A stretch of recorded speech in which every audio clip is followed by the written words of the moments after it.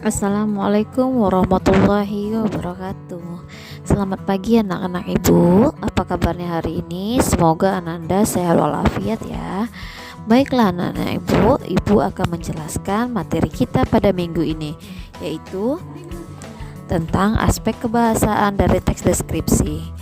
Aspek kebahasaan dari teks deskripsi yang pertama itu adalah kata konkret. Apa itu kata konkret? Kata konkret adalah kata yang acuannya mudah diserap oleh panca indera. Misalnya pada kata meja, kita bisa melihat bentuk meja itu. Meja merupakan salah satu perabotan yang ada di rumah. Contoh lain buku, kita bisa melihat bentuk dari buku. Buku merupakan salah satu alat yang digunakan dalam belajar. Oke. Kata konkret digunakan dalam teks deskripsi agar menimbulkan imaji, penglihatan, pendengaran atau perasaan di benak pembaca. Baiklah, aspek kebahasaan yang kedua yaitu adalah kata rujukan atau padanan kata. Apa itu kata rujukan? Kata rujukan merupakan suatu kata yang merujuk pada kata lain yang digunakan sebelumnya dan menunjukkan keterikatannya. Jenis kata rujukan sebagai berikut. Yang pertama, rujukan benda atau hal. Contohnya kata ini, itu, dan tersebut.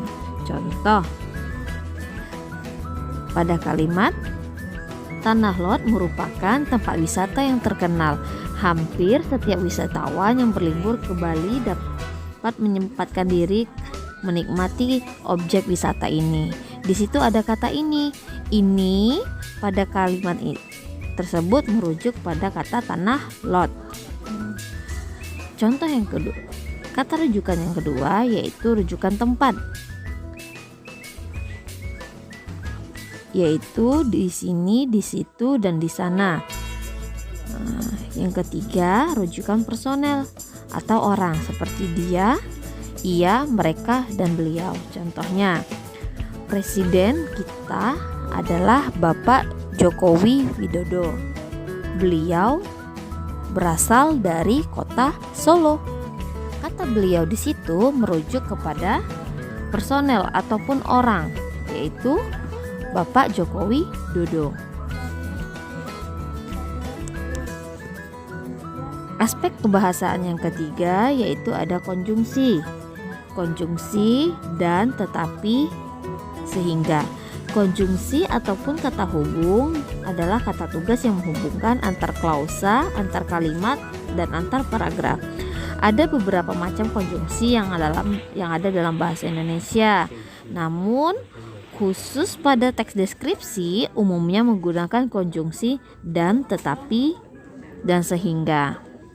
Konjungsi yang digunakan untuk menambah unsur deskripsi, konjungsi tetapi digunakan untuk memperlawan unsur deskripsi. Sementara konjungsi sehingga digunakan untuk menghubungkan sebab dan akibat unsur deskripsi. Contohnya, Pura Tanah Lot termasuk dalam Purasat Kahyangan, yaitu pura yang menjadi sendi untuk menjaga keasrian dan keselamatan Pulau Bali. Di situ ada konjungsi dan konjungsi itu untuk menambah unsur apa? Unsur keasrian dan keselamatan. Aspek kebahasaan yang keempat yaitu kata berimbuhan. Apa itu kata berimbuhan? Kata berimbuhan digunakan untuk membentuk sebuah kalimat agar kalimat lebih menarik dan komunikatif. Ada 4 jenis imbuhan dalam bahasa Indonesia. Ada prefiks, awalan, infiks, sisipan, sufiks, akhiran, dan konfiks, awalan dan akhiran. Dalam bahasa Indonesia juga terdapat penggunaan kata berimbuhan yang diserap dari bahasa asing. Di antaranya sebagai berikut. Dari bahasa Arab ada imbuhan atau i. Contohnya duniawi, rohaniyah, dan lain-lain. Dari bahasa Sanskerta terdapat pada imbuhan man, wan, wati. Contohnya pada kata dermawan, biarawati, pragawati. Dari bahasa Inggris terdapat imbuhan is, if, dan al. Contohnya pada kata produktif, aktual, dan praktis.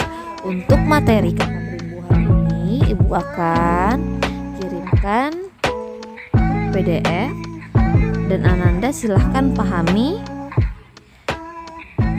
kata berimbuhan ini, baik itu yang prefix, infiks, sufiks, dan konfiks.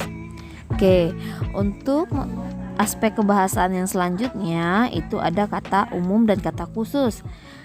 Kata umum ini adalah kata yang menerangkan keseluruhan, sedangkan kata khusus ini rincian dari kata umum tadi.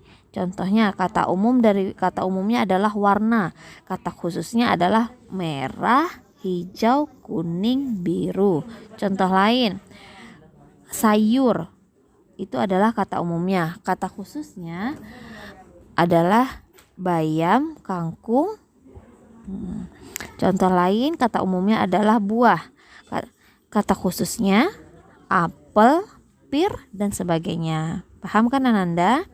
Oke, aspek kebahasaan yang selanjutnya adalah menggunakan sinonim, yaitu kata-kata yang memiliki kesamaan dan kemiripan arti yang dideskripsikan. Contohnya, keindahan dan kemegahan candi itu tampak dari bentuk bangunannya. Di situ apa yang kata yang menggunakan sinonim, yaitu kata keindahan dan kemegahan. Aspek kebahasaan yang selanjutnya yaitu menggunakan majas perbandingan untuk melukiskan secara konkret objek yang dideskripsikan. Contohnya, di sana kita bisa menikmati pemandangan hamparan laut biru seperti permadani indah yang terbentang luas, angin pantai dengan lembut mengelus wajah kita. Mana di situ perbandingan, yaitu hamparan laut biru seperti permadani. Nah, itu adalah majas perbandingan yang digunakan dalam teks deskripsi. Aspek kebahasaan yang terakhir yaitu menggunakan kata ganti orang, misalnya Anda. Contohnya pada kalimat memasuki kawasan wisata ini, Anda akan disambut dengan taman bunga, gazebo-gazebo kecil di sisi kiri dan kanan. Oke, cukup sekian penjelasan Ibu tentang aspek kebahasaan. Ibu mau Ananda membuat rangkuman dari materi aspek kebahasaan ini di buku catatan Ananda. Paham? Ibu tutup. Wassalamualaikum warahmatullahi wabarakatuh.